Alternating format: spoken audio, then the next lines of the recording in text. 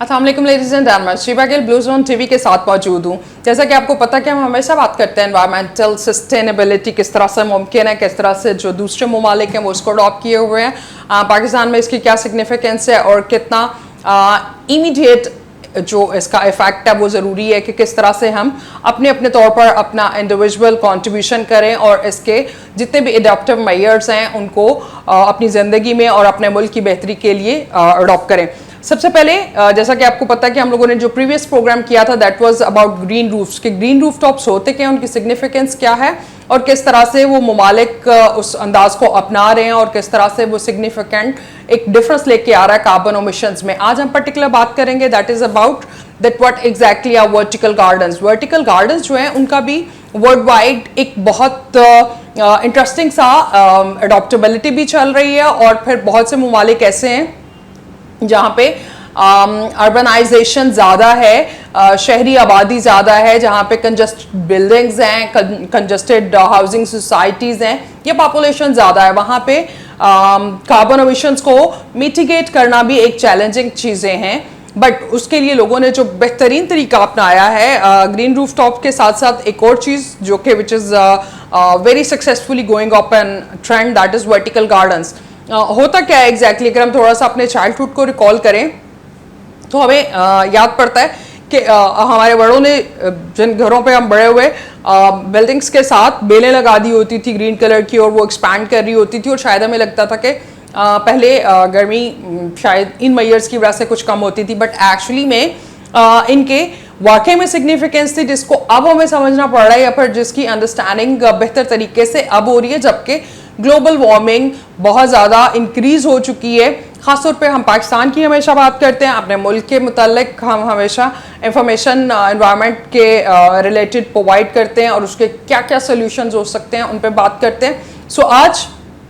Vertical gardens में भी again green rooftops की तरह पर्टिकुलर किस्म के प्लांट्स यूज होते हैं। जो पहले चीज़ें हमने देखी दैट हैज़ बिन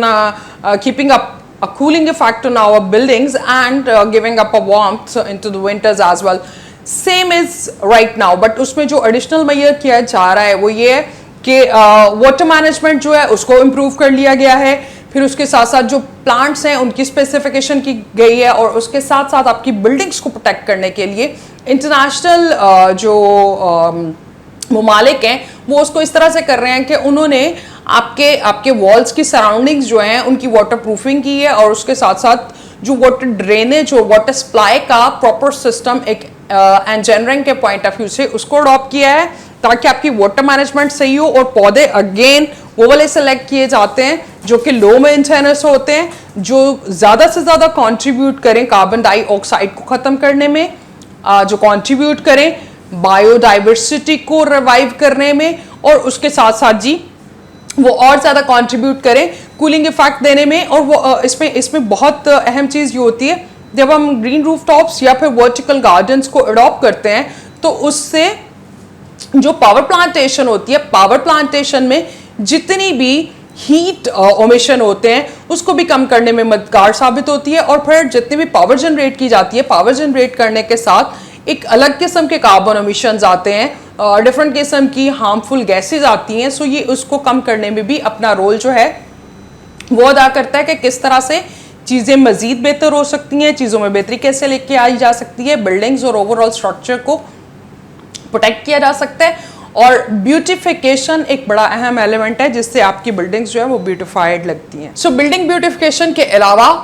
जो सबसे अहम चीज़ है कि कार्बन एमिशन जो है उसको रिड्यूस करने में हेल्पफुल होता है, हमारी बिल्डिंग्स को कूल करता है और सर्दियों में या फिर जब थोड़ा सा स्वीयर वेदर होता है वो प्रोटेक्ट करता है। वाटर रिटेंशन अगेन उसको किया जाता है क्योंकि उसकी वाटर प्रूफिंग होती है और जब हमारे रेनी सीजन चल रहा होता है तो तब वो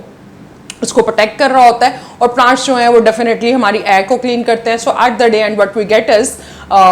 हेल्दियर एनवायरनमेंट। सबसे इंपॉर्टेंट चीज़ बिकॉज अर्बन जितने भी स्पेसिस हैं उसमें प्रॉब्लम आता है नॉइज़ का, बिकॉज हमारे ट्रैफिक जो है वो बहुत ज़्यादा होता है। सो ट्रैफिक पोल्यूशन जो है वो एक अलग चीज़ है और noise pollution and other addition. So जितना भी ग्रीनिंग द बिल्डिंग है जिसको वर्टिकल गार्डन्स या फिर ग्रीन रूफटॉप्स बोलते हैं, इसमें बेहतरीन चीज़ ये होती है कि ये नॉइज़ रिडक्शन जो है उसको भी मैनेज कर रहा होता है, साथ साथ में हमारी एयर को क्लीन करता है, ब्यूटिफिकेशन देता है and give us a feeling near to the nature and by reviving the biodiversity and